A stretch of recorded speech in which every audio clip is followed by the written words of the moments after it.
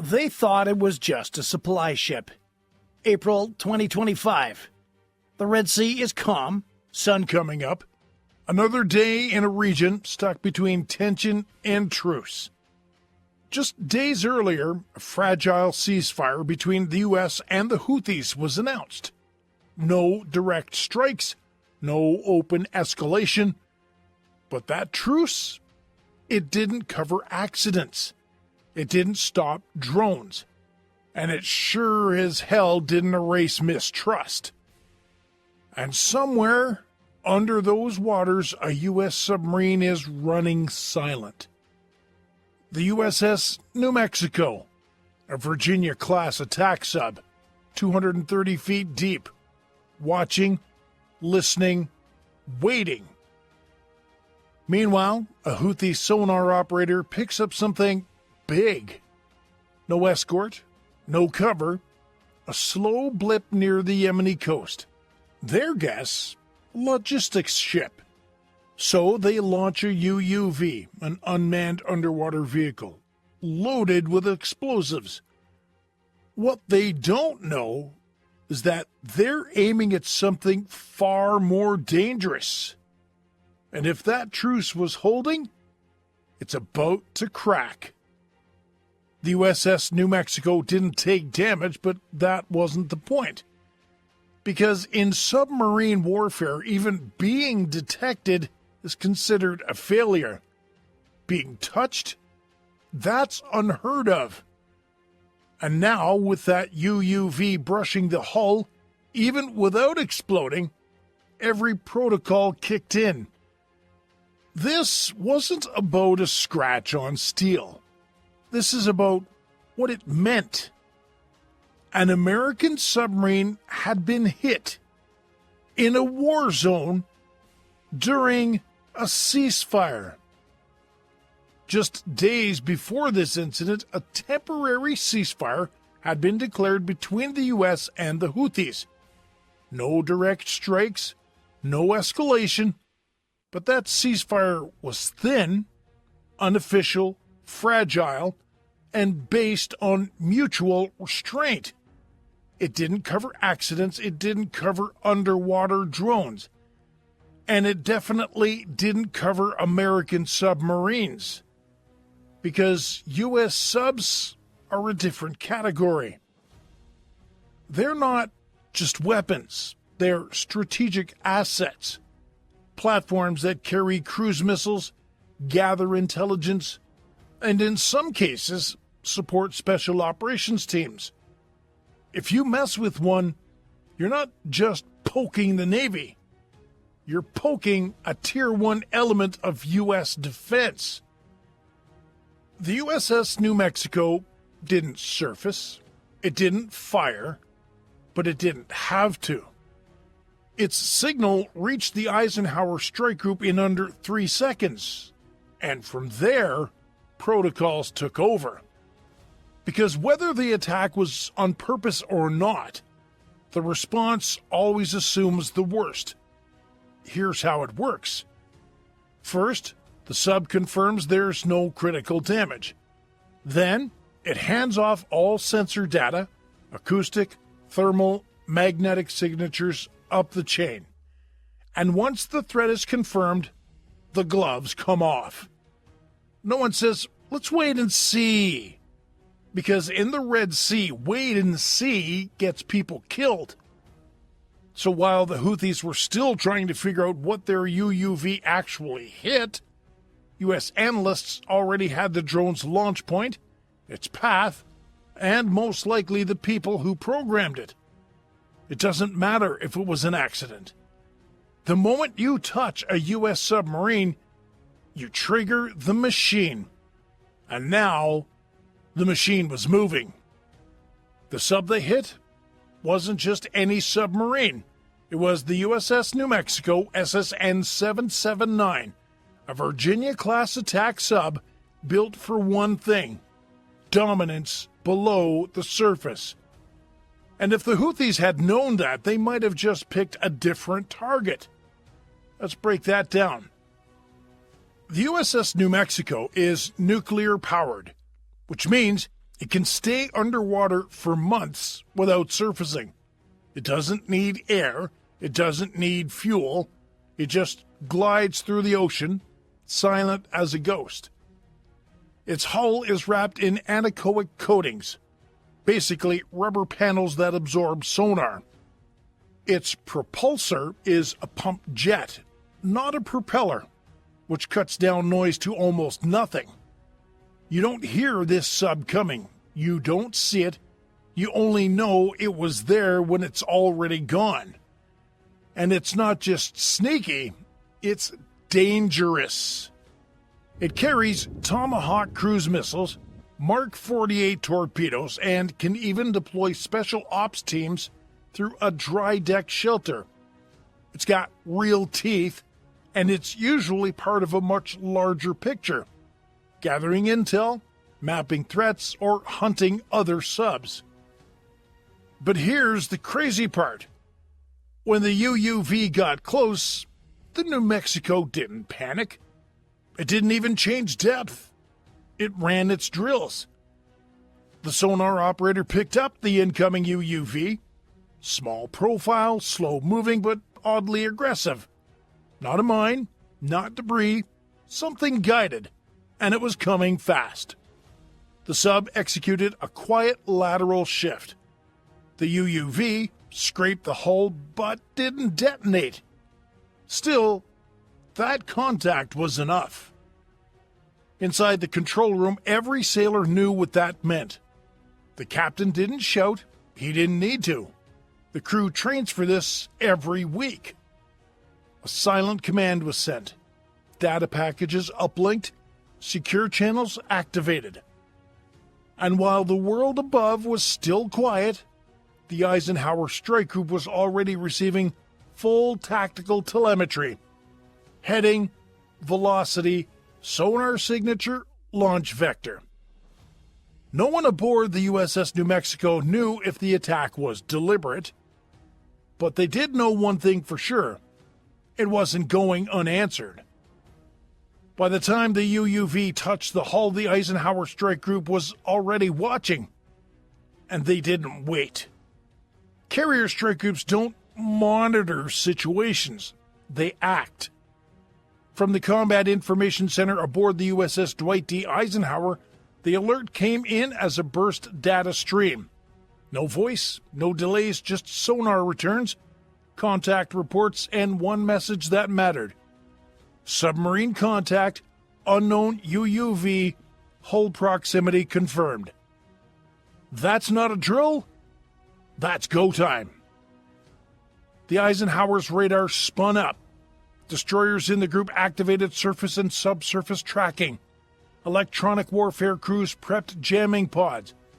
Aegis combat systems began compiling firing solutions just in case. This wasn't about panic. This was about posture. Because even though the ceasefire was technically in place, a hit on a U.S. submarine, intentional or not, moves the entire board. The USS Gravely, an Arleigh Burke-class destroyer sailing nearby, went active with sonar pings, scanning for additional drones. P-8 Poseidon aircraft launched from an airstrip in Djibouti, equipped with sonobuoys and anti-submarine sensors. And overhead, EA-18G Growlers from the Ike's Air Wing began circling high, ready to jam enemy radar, blind comms, and cloak U.S. movement in a digital fog. The U.S. Navy operates under strict engagement protocols, and one of them is very clear. If a strategic asset is touched, even once, you act. So while the public still had no clue anything had happened, the U.S. military had already authorized a tiered response. Limited, precise, and immediate. It started with the name, Operation Deep Pinpoint.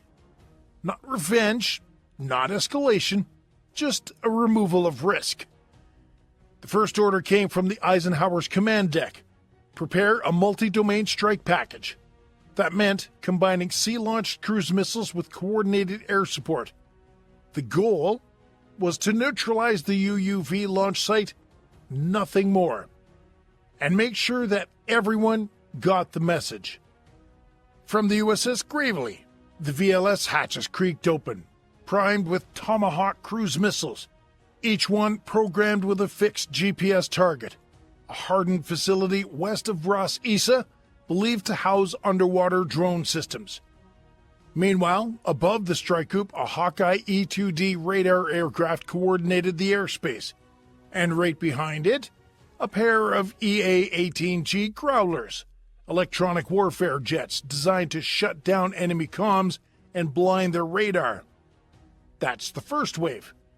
The second wave was the teeth. 4 FA-18 Super Hornets cat-launched from the Eisenhower's flight deck, fully armed with GBU-38 JDAMs and AGM-154 JSOWs, joint standoff weapons. Smart bombs designed to hit fixed targets with pinpoint accuracy from dozens of miles away. The whole operation was about timing. Growlers went in first, broadcasting spectrum jamming across Houthi-controlled frequencies. Satellite dishes on the coast went dark. Enemy radar blinked offline. Confusion flooded the network. Then came the Hornets, flying fast and low along the Yemeni coastline, hugging the water to stay under any remaining radar coverage. Their targets? The primary one, the UUV control center near Ras Issa. Secondary, a nearby comms relay believed to guide drone navigation. And the third, a small weapons cache spotted by thermal imaging during ISR passes. The Tomahawks hit first. Long, fast, and quiet, each one punched through reinforced roofing with a delay-fused warhead, detonating deep inside the structure. Then came the JDAMs, following from 20,000 feet, silent until the last second. Explosions rocked the shoreline, fires erupted, and, most importantly, there was no return fire. No radar locks, no anti-air response, no retaliation.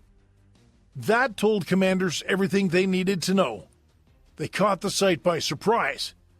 The Houthis weren't expecting the sub to be in range, much less a full retaliatory package within minutes. And for anyone watching from Tehran to Damascus to Moscow, the message was clear. Touch the wrong platform, and the sky falls.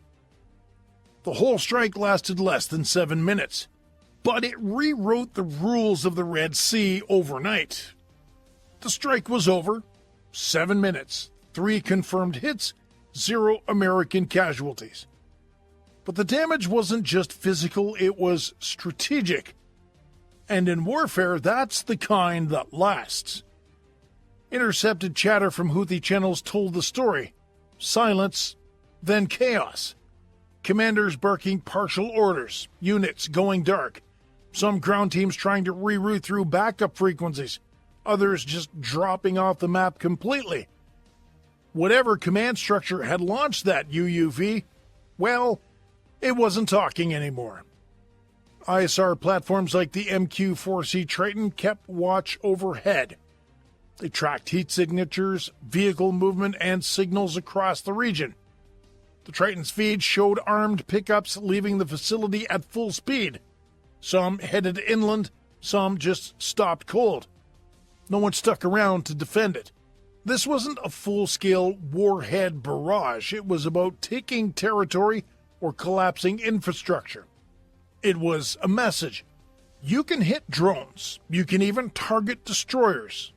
But you don't touch a submarine. Not in international waters, not near a carrier group, not without consequences. And while the White House made no public statement, the response from CENTCOM was clear. De-escalation remains the goal, but U.S. assets will be defended as necessary. Translation? We're still watching. Try it again. We won't hesitate. What followed was a quiet shift. U.S. subs in the region adjusted patrol paths. Strike groups reinforced their air cover, and coalition allies from France to the UK tightened coordination across the Red Sea corridor. Even Houthi propaganda channels went quiet. No victory videos, no claims of downed aircraft, just recycled footage from old attacks, none matching what actually happened. The incident was erased in public. Because now every Houthi drone launch team, every radar crew and comms operator knows if you target something under the surface, you're gambling with fire, and the next time, it might not be a warning shot. So here's the real question. What if it wasn't an accident? What if the UUV was never meant for a supply ship? What if the Houthis or their advisors knew what they were targeting? Because that changes everything. If this was just a test run, a probe, a signal, it means the rules just shifted. And not just in the Red Sea. In underwater warfare, intent matters less than capability. Once you show that you can get that close to a sub, it doesn't matter if you meant to. You just proved you could. And for the U.S. Navy, that's a red line. Virginia-class submarines are more than just tools of war. They're strategic assets, eyes, ears, and sometimes the first strike option in a high-threat theater. They don't surface for photo ops. They don't announce their presence.